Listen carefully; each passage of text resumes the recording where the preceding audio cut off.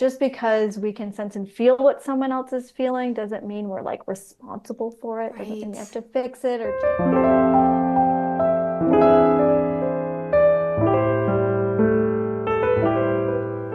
Welcome to Sensitive Stories. This episode is for educational purposes only and is not intended as a substitute for treatment with a mental health or medical professional. Let's dive in. Amy, I'm so happy to have you on the podcast today. Oh, thank you, April. I'm happy to be here. Yes, thank you. I'm wondering if you could start off by telling us your HSP discovery story. When did you discover that you're highly sensitive? Absolutely. So I discovered I was highly sensitive in my late 20s. So kind of, I guess everyone discovers it at a different time, but for me, it feels kind of later in life because it wasn't that long ago. And I actually think the first time I heard the term highly sensitive or kind of delve into this realm of sensitivity as a type of neurodivergence was through Instagram. That's kind of where the term came up for the first time and motivated me to dive deeper to learn more. So I started kind of exploring. I read some of Dr. Elaine Aron's work. I Mm. like did the quiz and scored like almost like 100%. I think there's maybe one question that I didn't get on that. And I basically just haven't stopped since, like wanting to learn more about it and kind of integrating it into that knowledge into my life. And, Mm. I will say, April, I think that your pages, I think the sensitive therapist one was maybe one of Mm-hmm. the first pages I came across, and then your sensitive strengths one as well. And yeah, I think that was part of my beginning exploration journey. Yeah, what you're sharing, it reminds me of my own experience and a lot of other HSPs. When you realize it, it just really opens everything up. And you Yeah, can't help, I mean, it's in our nature, you can't help but deep dive and learn as yeah. much as possible.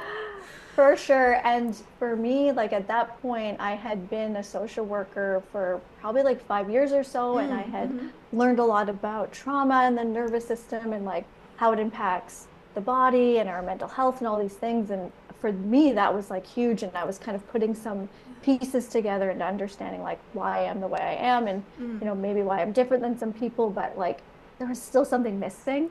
And that Yeah. sensitivity piece was like that last puzzle piece. And I was like, okay, like it all makes sense now. Exactly. I feel like I could have said the same words. I was in my graduate school program when I discovered it, and it literally just opened my eyes up because I was searching for the missing puzzle piece. Like, what is it Yeah. about me that I'm having a different experience in the world? And that was it. Yeah, exactly. Yeah. Yeah. Yeah. Because I think that there was always, like I say, I discovered the trait, in my late 20s Mm-hmm. when I found the language and the research. But like I always knew something was a little different, right? Like I always Yeah. knew that I just experienced things different, right? My perception Mm-hmm. was different, or I felt things more deeply, or, like I didn't always quite understand how other people like operated the way they did, and they didn't understand me but I just didn't have the words at the time. It's true. We do know before. You can sense. I mean, having a different experience than most other people, and people let you know, right? Yes, They let you know that you're a little different, or maybe for do things sure. a different way. Um, and I it's so true that we're even when we're therapists, social workers, in other professions similar to that, helping people, working with mental health, we still don't learn about the trait in school, right? You No. learned it on social media. I learned it Yes. through someone that just happened to share it with me at lunch. It Yeah. just Wow. finds us, right? Hmm. It's just a testament to that we need more education. Absolutely. Yeah. I Mm-hmm. totally agree with that. Mm-hmm. Yeah. So as you've been on this discovery process on your journey, has your relationship to your sensitivity changed? I'm curious, what before you had the language versus now really being, immersed in highly sensitive world. What has shifted? Oh my God. I feel like so much has shifted. I feel like you kind of mentioned like just, eyes opening, like there was Mm-hmm. kind of like that was kind of the beginning, like the puzzle piece falling into place.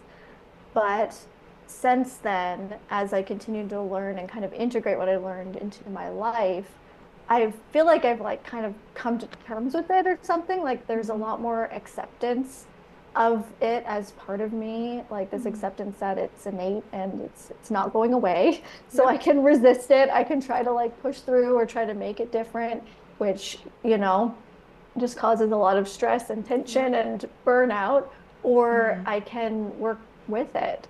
And I I mean it's not perfect. Like there's times when I feel frustrated by it or like, Mm-hmm. or I'm like, trying to push something and someone else is like, "Hey, don't forget you're sensitive." And I'm like, "All right, that's why that's so hard." Like Right. that's what's going on for me. But I feel like for the majority of the time, I actually really appreciate it. Like I feel Mm-hmm. like it allows me to live life really fully and deeply. And I see the ways that it is a strength that like um how it lets me just, yeah, I mean, connect with people on a really deep level, but also like I just feel like wonder and joy so much Yes. so easily, right? Like just like the little things in life Yeah. impact me so deeply. And I'm just really grateful for Mm. that. I know it's such a gift to, I mean, just to go throughout. I think about when as I go throughout my day, and just these little moments will just light me up, and Totally. other people may not even notice them. Yeah, Like exactly. what a blessing that is, because it's constant fuel or inspiration or joy. Yes. Um, so it's the counterbalance to feeling overwhelmed or burnout a lot of the time. hmm Yeah, exactly. Yeah. Mm-hmm. And of course, like the burnout and the overwhelm is still difficult and still Mm-hmm. there. But yeah, I think I don't know if I would you Yeah. know, trade it out at this point if it meant I didn't get all those positives, right? That easily Yeah. joy and wonder. Yeah. It's true. I wouldn't trade it. I I don't know if it's because I know so much about it and am connected to those more positive experiences as an HSP, where a lot of folks maybe don't have access to that yet. I hope they will, because I Yeah. think it's accessible to all of us in the right balance. hmm But yeah, knowing so much and connecting so many of my positive experiences to back to the trait helps so much. It's like, oh yeah, Yeah. this is part of that too. It's not just the overwhelm. It's not just the burnout. It's not just the big feelings. For sure. Yeah, uh, I think when you yeah. can make that connection, it's a lot Mm-hmm. easier to accept and yeah, I think a challenge for a lot of people is just kind of getting messages throughout their Mm. lives that it's like not okay Yes. or it's something to fix or something to change and kind Mm-hmm. of working through that, I think has helped me for sure. Exactly. Yeah. Looking beyond the messages, not taking those as truth, or the Yeah. only version, or the only experiences of being an Yeah. HSP. Yeah. Yeah, absolutely. Yeah. I'm curious. I like to ask this question to everyone. I'm curious if there's any ways that you don't fit the typical HSP mold. You talked earlier about like sometimes you forget or you push yourself. So I'm just curious if there's anything that comes to mind around that. Yeah, yeah, for sure. I'm just taking a moment because you said like the push yourself thing. I feel like it probably is common to be an overachiever as an HSP Yes. or like a high achiever. Yes. And that's I think where the pushing comes in, which Mm. yeah, I think that is a common piece. But I think we actually chatted about this before just over Instagram Mm-hmm. around like I haven't been able to figure out if I'm an introvert or extrovert. Oh yeah, that's right. And Yeah. yeah, and I think that I'm just an extroverted HSP, Mm-hmm. perhaps, because I, my partner and I, for example, like I'm definitely highly sensitive. He's Mm-hmm. 100% not, but he's introverted and he needs so Mm. much more alone time than I do. And I'm like, Yeah. I hear all these HSPs needing all this alone time, but like Right. I'm kind of good with just a little bit. Mm-hmm. Like, like I like some time walking in nature, like reading my book Mm-hmm. or a little bit, but like I'd be happy to be kind of around people the majority of the time. Yeah, I love Um, that. so I feel like there's that piece, which I know, what was it, like around 30% or so of Yep. HSPs are extroverts. 30%. Yep. Yeah. And then Mm-hmm. I think the other thing that comes to mind when you ask that question is, um, yeah, like I can be a homebody. I like, my Mm-hmm. books and my art, but I also am really content to be like, on a 7-day backpacking trip where I'm like kind of really pushing myself to my Mm-hmm. limits, like physically. I think that some of those high intensity sports like rock climbing or like CrossFit, I really enjoy those. Mm-hmm. And if it's in nature, like even better. Even better. And Yeah. yeah. So I feel like that might be the HSP piece coming in combination there. Like, so like, you kind of push yourself to your physical max, but then you Yeah. get a nice, beautiful view at the end or whatever. Exactly. I love that. Yeah. So yeah, I'm not sure if that's a common piece. Like you might know more about that if that's kind of, Yeah, yeah. I definitely think you're probably in the minority there is around wanting social connection more of the time than alone time or wanting more high intensity, but it not unheard of because 30% of HSPs are extroverts. I think around the same amount, which makes sense because you kind of have that third split when you talk about temperament and personality traits. 30% are also more high sensation seeking, wanting novelty and excitement. Hmm. um, and it's just a reminder that not every HSP looks the same. Yeah, You know, absolutely. experiences the same interests or needs, and that even if you don't fit the typical mold, like the quiet, homebody, super introverted HSP, you can still have the trait and be highly sensitive. It's just, it comes in a lot of different packages. So I love that. I Hmm. love that you're owning that, like, yeah, I need more adventure and connection. Yeah, I definitely say like, I think I am a bit of an adventurer, but also like, Hmm. I do have to be careful because sometimes my adventures can leave me overstimulated. So Right, it's like exactly. it's definitely tough to find the balance sometimes. But yeah, I do like adventuring, especially out in the wilderness. Yeah. Hmm. Yeah, definitely a nice compliment to the risk taking. Yeah. How do you manage that balance? Because I know, like Elaine Aron, she'll say, when you are more extroverted as an HSP, it's like one foot on the brake, one foot on the gas at both at the same time, and those needs start to compete with each other. Mhm. How? I'm just curious. Are there ways that you found that you can manage those two impulses, those two needs? Yeah. Yeah. I mean, I think that, with COVID and everything, like I Mm-hmm. feel like I ended up kind of on the side where I wasn't getting enough social Yeah. stimulation. And Mm-hmm. depending on the week and what's going on, I'm probably more on that side. So I kind of Mm-hmm. just try to uh really I just kind of moderate how many things I keep booked in my schedule, Mm-hmm. right? And then I do try to carve out some rest afterwards. Yeah. Yeah, and and I'm also kind of mindful about like the who and the when and the where. I think that Mm-hmm. um while I really crave and love that social interaction, social like stimulation, it is like how energizing or nurturing it feels really depends on like who it is in the relationship and how Yeah. safe I feel. Because Mm. I notice that's a big thing, right? If I feel really comfortable and safe, it's like so energizing and I really crave it and love it. But it can really easily go the other way where I Mm. feel like totally exhausted afterwards. That's such a good point that the setting and the people involved makes all the difference in how it feels Yeah, to your nervous system as an HSP. totally. Yeah, Yes, such a difference. such a difference. And the Yeah. rest piece after, like we can kind of cultivate our experience and be thoughtful about, how we're doing things, when and with who we're doing them. And that way they can be more sustainable. Absolutely. Yeah, that's Yeah. such a good Yeah. point. Yeah, I love thanks. that. I think it's really important. It's like I want to do this, but in a certain context. So Hmm. yeah. Hmm. Yeah, sometimes I combine my hikes with people who want to hike too, so that it's like whenever there's nature, it's like feels like a little bit more soothing, I think, for Yeah, me it's anyway. true. It's a bit of a Yeah. balm. Yeah. Yeah.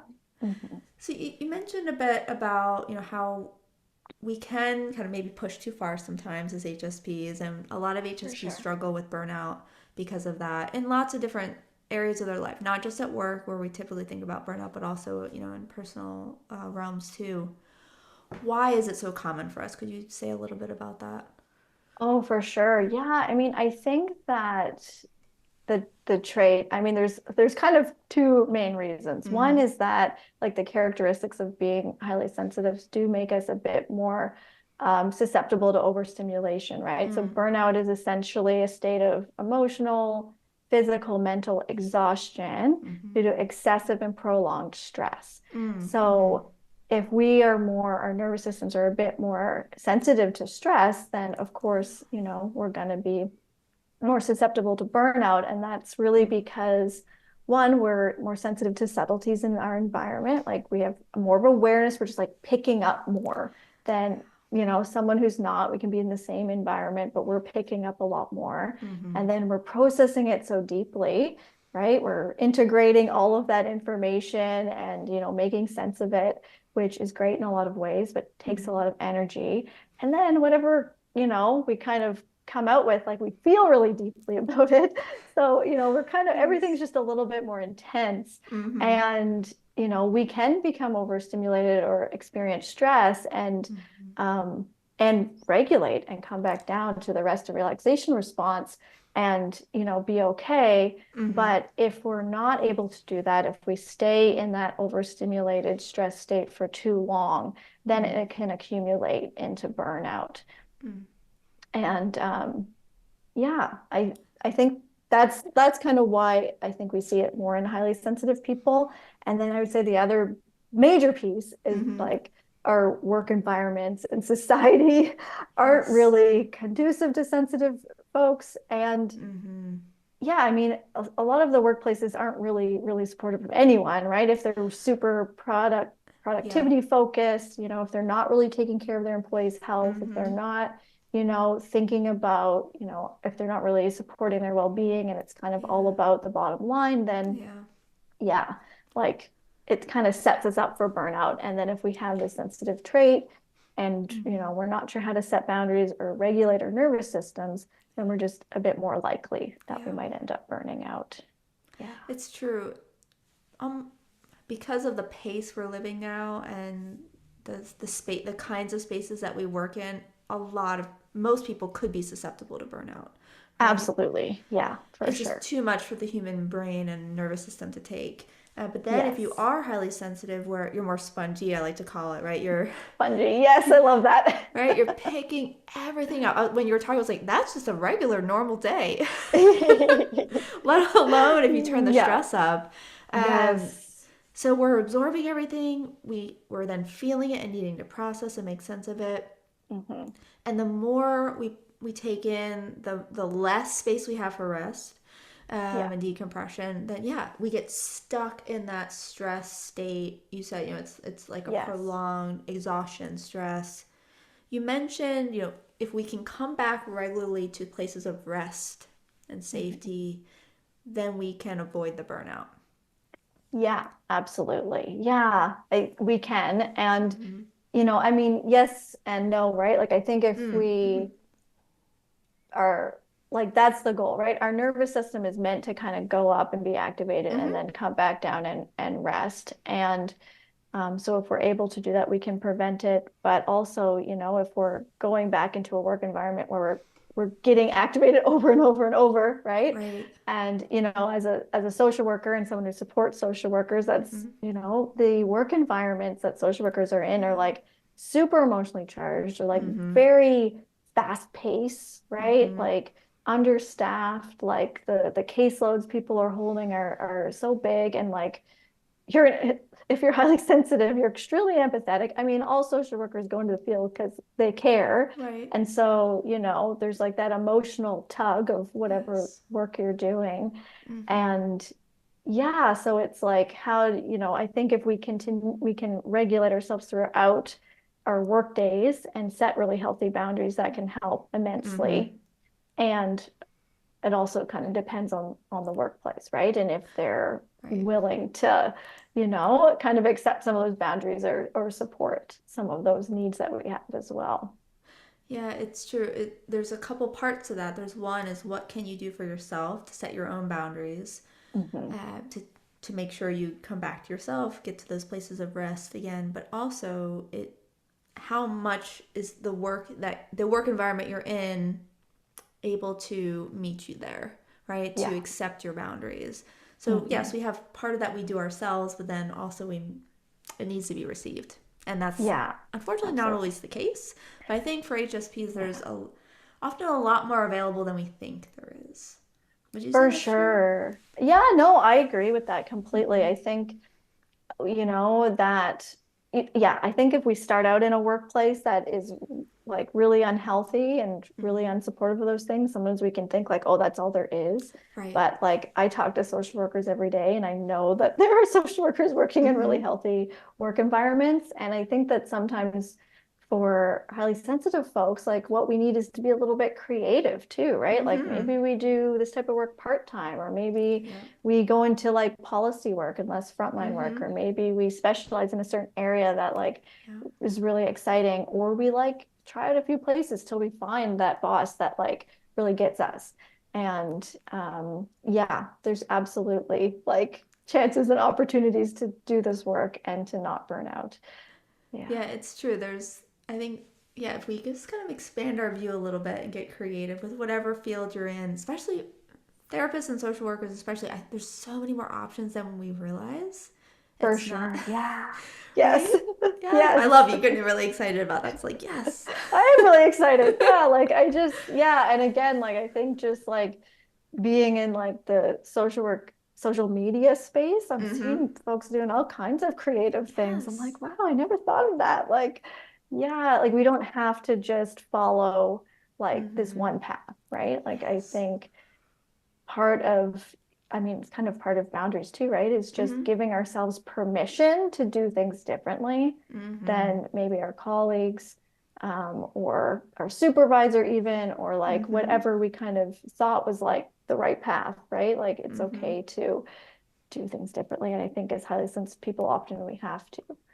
We absolutely have to, and that's why we exist. We see the different perspective, right? We have a Mhm. lot of ideas, and we can see 10 steps ahead. So yes, absolutely. Even if your boss is not doing it the way that Yes. you would do it, even more reason to say, "Hey, what do you think about this?" Or Yeah. I have a sense this might work better, or if you allow me to work in this way, here's what I can offer.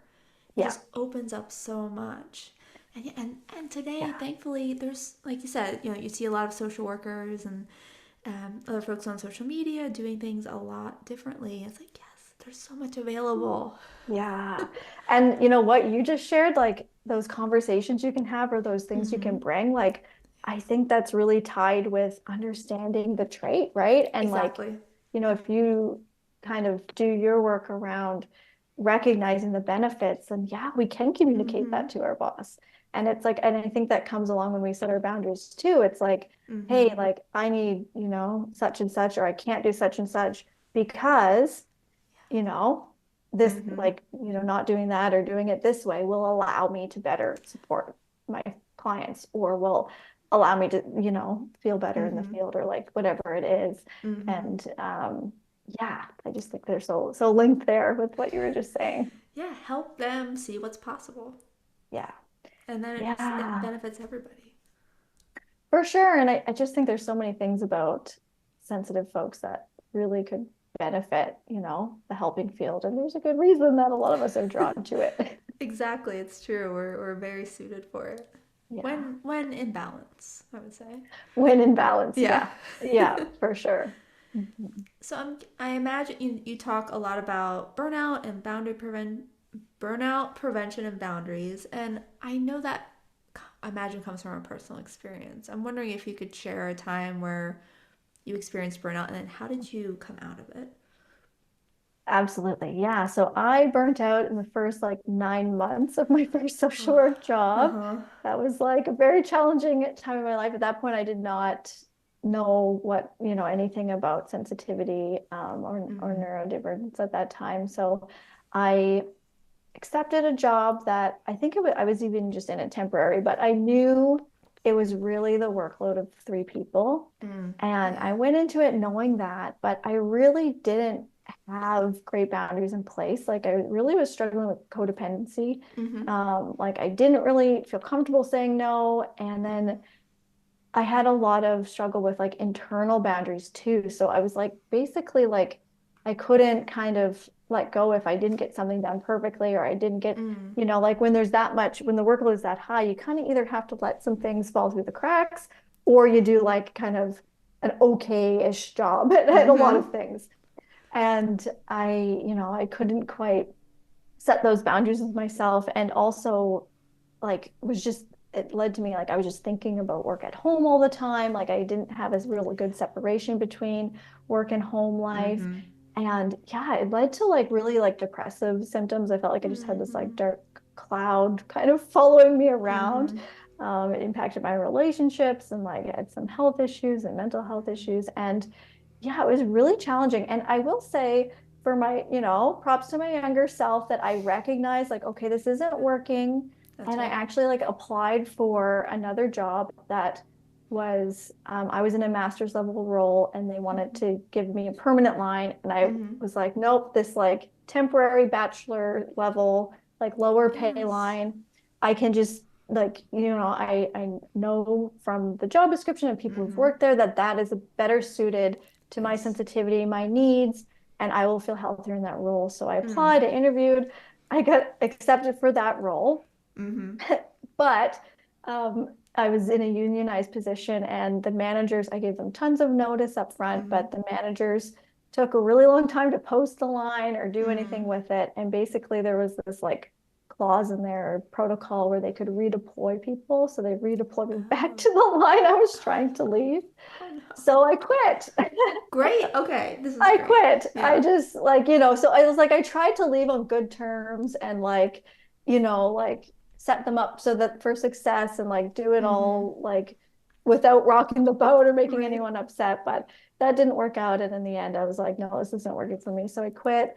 And I was just, I worked casual at Mm. a mental health intake position. Mm-hmm. And that really gave me the space where like I had, I had enough income coming in, but I had Mm-hmm. more time to myself to like really rest and Yeah. recuperate. Because I think once we hit that point of burnout, like, I talk a lot about boundaries, but I think if we're already at the state of burnout, Mm-hmm. really what we need is like, we need to recover, right? We need to Yeah. rest. We need to reset our nervous systems. We really Mm-hmm. need to just take care of ourselves before we can kind of dive into making any big changes like that. Mm-hmm. So that allowed me to do that. And that position was just like, it just worked out really well with what I Mm-hmm. needed at that time. And even though that was really scary, right? And I Oh, definitely so had some scary. people, yeah, oh, I had some people being like, oh no, like, you'll ruin your Uh-huh. references or this or that.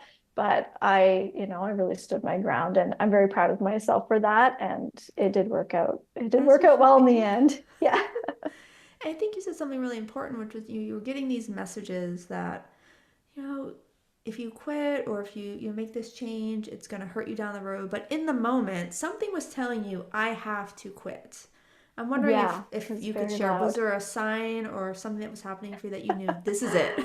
Yeah, I mean, it's not pretty. I just remember like crying uncontrollably, Yeah, like in the right. bathroom.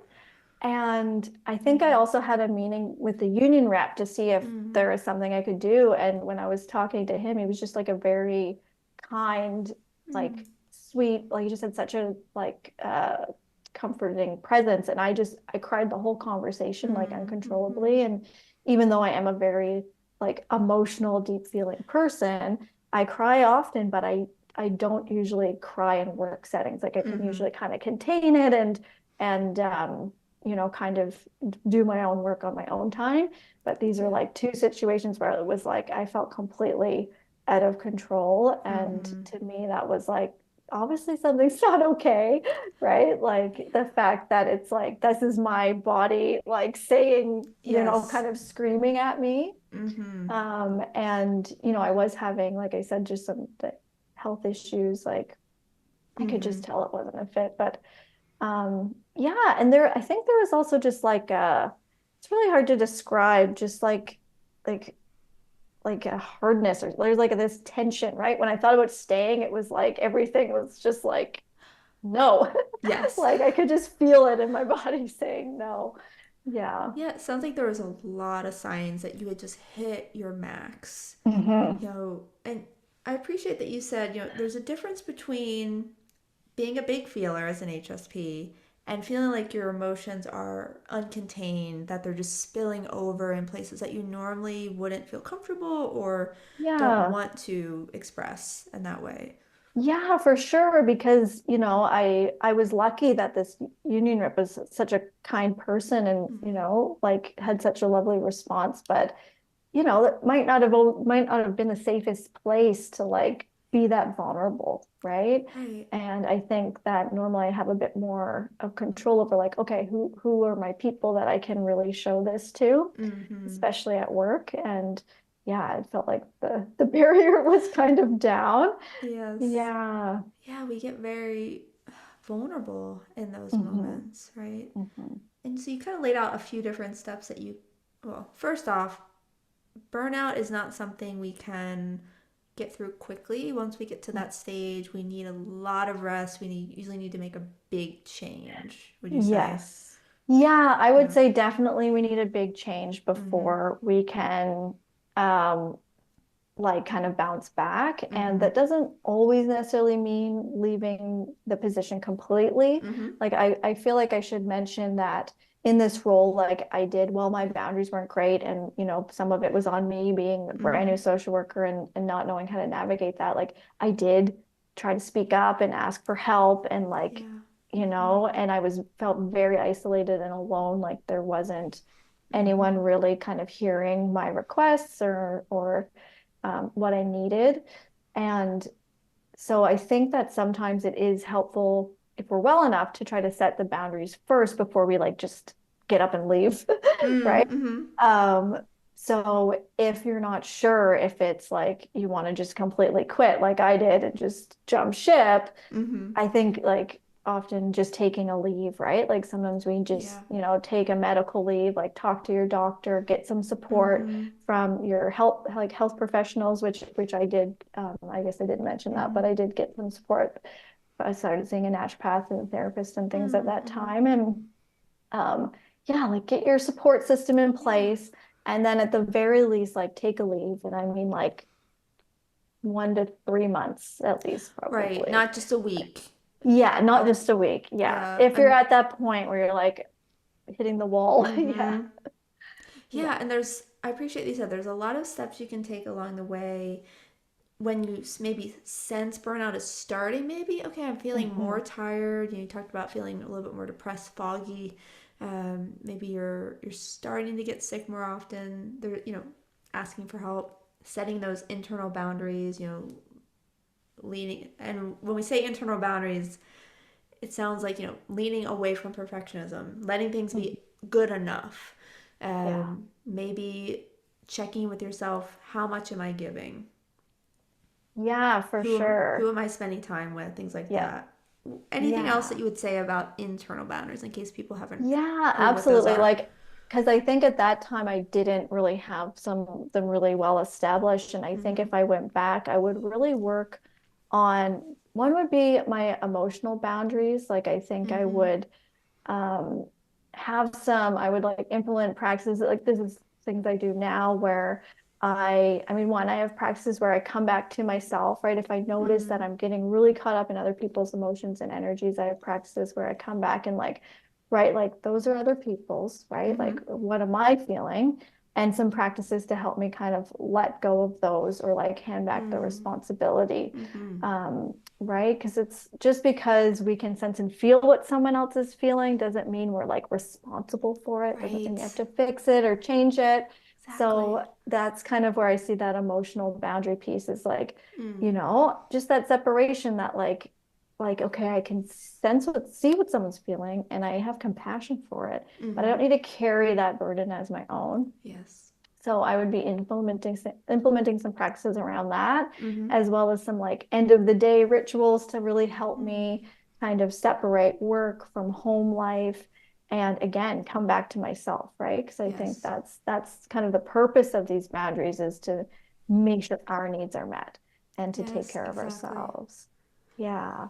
And Yeah. then of course, I would probably have worked on my communication skills around, saying no when it was too much or, um, yeah, yeah. Mm-hmm. Because Yeah. I think while I asked for help, I don't think I actually said, hey, I can't do this until I get to the point where I was like, I can't stay in the role. Right, exactly. So coming Mhm. back to self, setting down other people's experiences, emotions, Mhm. needs to make sure you have enough for you. Yeah, And then seeing where you can pull in other resources. absolutely. Yeah. And then Mhm. yeah, I think there is a lot we can do internally before we even get other people involved with boundaries. Absolutely. Absolutely there is. Yeah, I Which, think that there mm-hmm, is a lot of benefit, a lot of work we can do mm-hmm, there. mm-hmm. Mhm. Any other boundaries that come to mind when you're thinking about burnout specifically? Um, yeah, that might support HSPs in preventing burnout. I know we mentioned quite a Yeah, few, but I just want to see if there's anything else that for stands sure. out. Yeah. So I feel like we talked quite a bit about kind of internal boundaries, emotional Emotional boundaries, and boundaries. I always look at like time and energy boundaries Ah, uh-huh. together. Yes. So because I think as highly sensitive people, like we talked about, that like the depth of processing, we really Mm-hmm. need time to pause and reflect. Like that's just how Yes. we're wired. Mm-hmm. So when we're looking at like our schedules or how we spend our time, making sure we add that in, right? Yes. Processing time and not Mm-hmm. just thinking about how much time something takes, but how much energy something takes. Ooh, I like that. And Yeah. so I really encourage folks to, when they're making their schedules or like, figuring out what they can fit into a day, Mm-hmm. that the energy piece is really considered. Yes. Um, Mm-hmm. and along with the energy, like there's kind of, you can use that in your schedule and how you're using your time. But I think that often we can kind of expend energy in unnecessary ways. So Mm. kind of Mm-hmm. I think it's really helpful to pay attention to like energy leaks, right? So those like Yes. subtle little things that like are taking our attention or sucking up our energy that like we don't need to be there, right? Which there's so many things that could be, right? That Mm-hmm. like one of the biggest ones I think I found in different workplaces was like, the office gossip, right? Or like the Uh-huh. meeting after the meeting where it's like Yes. it feels kind of good to chat and vent, but then you're like, Mm-hmm. oh, that actually like I feel more tired now that I did that. But it could even be things like having a really cluttered space, right? Where your Mm-hmm. attention keeps getting pulled to things, or like having your notifications up on your email or your Yes. phone.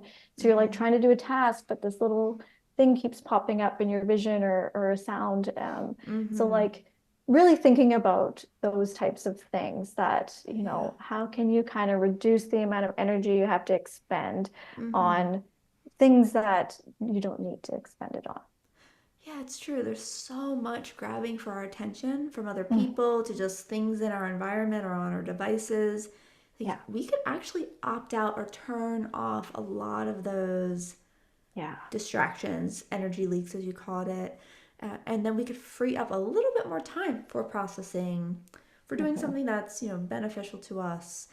Could open up, or for connecting and socializing, right? Or Yeah. working, whatever it is. Yeah, Yeah. whatever it is. Yeah. Yeah. And I think it comes Yeah. back to that piece we talked about earlier, which is there's a lot more um, available than I think we typically realize as far as what we have control over, what we can Hmm. do for ourselves, how we can maybe even live or make choices a little bit differently than other people around us. Yes. Yeah. Yeah, such a good point. Yeah. So I think those are some of the ways, and like I'm just thinking about like choices we can make. Mm-hmm. Like I think sometimes it's just getting back to those basics of like taking a lunch break or like Yes. leaving work on time, Mm-hmm. right? Like not answering work email at home, like, Yes.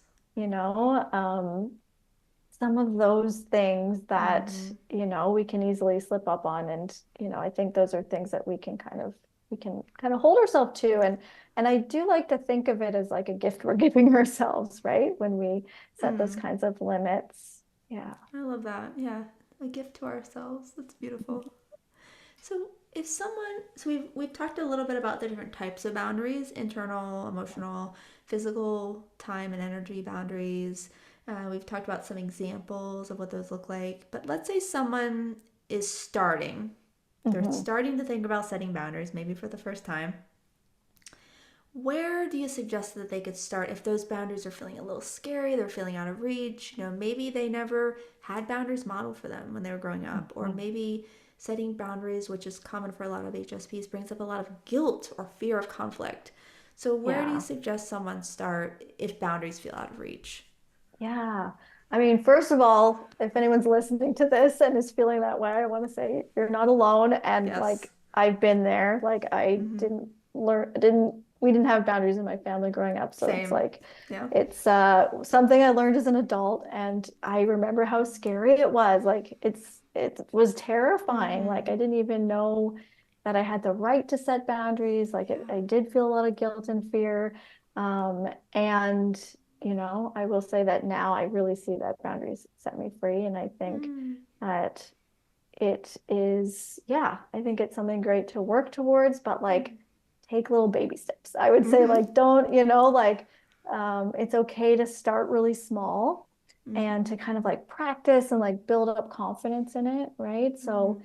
if it's boundaries with other people, like I would say start with the people that feel really safe or Yeah. comfortable, like those who will understand and respond well, like you've kind of Mm-hmm. seen them do that in the past.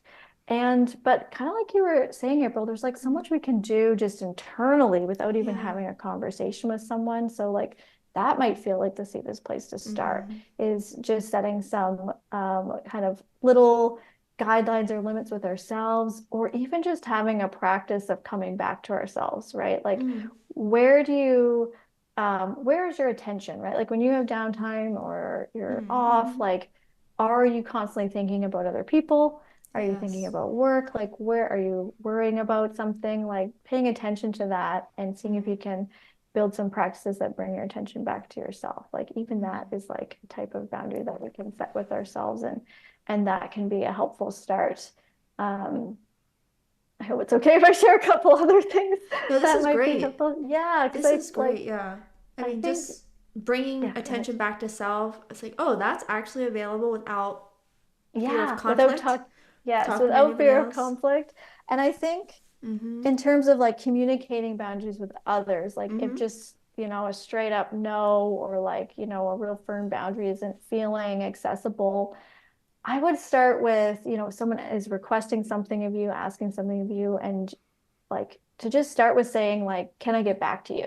Right? Like just Yeah. giving Buy some yourself time. time. Yeah, Mm-hmm. buy yourself some time. Like, even if the answer ends up being yes, right? Like to just build that in where you're kind Yeah. of again gifting that to yourself. You give yourself time to think about it. So when you Mm. say yes, like you really mean yes. And Mm-hmm. like that feels really good too. Mm. And boundaries aren't all or nothing. They're flexible, they're context specific. So like it's okay to like make compromises too. Like I find Mm. that sometimes is a nice way to start out is like saying kind of, no or some type of refusal, but then like offering a compromise. Sometimes that can Mm. feel like Mm-hmm. a gentler way or just a way that, like if like you said, worry about the conflict piece, it's like you're still showing like, hey, I still care. I'm still, wanting to Yeah. support you. Can't Right. support you in this way, but here's what I can do. Mm. And Mm-hmm. I find that can be a great way to start. Yeah, because boundaries don't. I think we have this assumption that boundaries are harsh or cruel, or Mm-hmm. like a form of disconnection, but they can be gentle and caring. Would you say that's Yes. true? 100%. Yeah, I think like Yeah. how we deliver our boundaries, right? Mm-hmm. Like and this is where I think highly sensitive people are like, we're set up really well Yeah. that like we can, we know what tone is kind and compassionate. Yes, Like we know how to exactly. deliver things Mm-hmm. in a really empathetic way. So I think you can deliver it with kindness. Like, you can kind of keep that in your heart as you deliver Mm-hmm. deliver your boundary or communicate your boundary. And something that, like you said, there is this belief, like that can definitely be a Mm-hmm. big barrier to setting boundaries, is this belief that, oh, it's mean, right? It's like going Yeah. to hurt the other person. Right. And of course, sometimes we set a boundary and someone's disappointed or they're hurt, Sure. but it also, I think it actually helps us be more compassionate because if Mm-hmm. we are constantly overextending ourselves, our needs aren't getting met and we're Right. just giving, giving, giving, sucking up our energy, we're Mm-hmm. becoming overwhelmed and overstimulated. A lot of us end up feeling resentful or like Yes, frustrated, exactly. right? Like we can end up feeling kind of not great towards someone else because we're doing something we don't want to do for them. Right. And if we like, set some limits and honor Mm-hmm. our needs are met, it's actually a lot easier to feel like compassionate, right? Because even Mm-hmm. though we're highly empathetic, like, we can experience compassion fatigue. And when we're burnt out, like like a lot of that kind of goes out the Mm-hmm. window, right? Or if we're really Mm-hmm. overstimulated, Yes. in the moment, it's a lot harder to be compassionate. It Yeah. really is. And that compassion, that empathy, it's finite, right? We don't have an Hmm. unlimited reserve Yeah. of it. And when we're on empty, that resentment starts to come in. We start Yeah. to create the same dynamic we were trying to avoid and not setting boundaries. Absolutely. And so then Yeah. we end up harming the relationships that we were trying to protect with no boundaries. Such a good point. Such a good Yeah. point, April. Yeah. So it's So, like if we can do it kind of up front, then mm-hmm, yeah, I think it just, we're able to kind of tap into this compassionate mm-hmm. side. And I also think that direct can be kind. Like I'm Oh, sure yeah. again, as sensitive folks, we can kind of tell sometimes when someone's like, there's something going on under the surface, but no, they're not really being clear or direct Mm-hmm. with what it is, right? And I think Yes. sometimes, like, I know for me, I don't really want someone like Mm-hmm. doing something for me just out of guilt or Right. obligation, and Mm-hmm. then like feeling annoyed with me later, right? Right. Exactly. So I'd rather them just say, it's even though sometimes it sucks, like, I think there's a bit of kindness there. There's like Mm-hmm. clarity, right? And then it's like, okay, we're on the same page. And it can Yes. actually be really good for relationships. Yeah, exactly. It's more authentic, and the other person Mhm. actually knows what's going on with you, and Yeah. because they don't know unless we communicate that. And you're right, they probably don't want us acting out of guilt or obligation, and so that Mhm. ends up harming the relationship in the long run. Where if we Yeah. can sit in a moment of discomfort, Hmm. the relationship gets stronger over Yeah, time. Yeah, so absolutely. good. Yeah. So lots of good ways to enter into boundaries if you're just starting. Start with Mhm. yourself. Just notice where am I giving my attention when I'm in those quiet moments by myself, and can I call my attention back to me and my needs? Mhm. Buying yourself time, just saying, hey, I'll let you know. You might still get to that yes, like you said, but at least then you're starting to practice pausing and checking in with yourself. That's the Mhm. first stage in the boundary process. And then, yeah, practice with safe people. And then you can also compromise and say, yeah, I'll say yes, but in a different, on different Yeah. terms. Yeah, Hmm. I love On that. different So terms. many Yeah, ways to get to boundaries absolutely. and so many different types of boundaries. I don't know, there's just lots of possibility there For to play sure. I around know with. Yeah. boundaries is such a big topic, right? There's It's so huge. many. Yeah. Yeah, there's a lot under that umbrella. Mm-hmm. If folks that are listening, are struggling with burnout, they're struggling with boundaries, is there a message you could share with them? Yeah, I mean, I think if someone is like in burnout right now, I would Mm-hmm. just say that, you're not alone, like, Mm-hmm.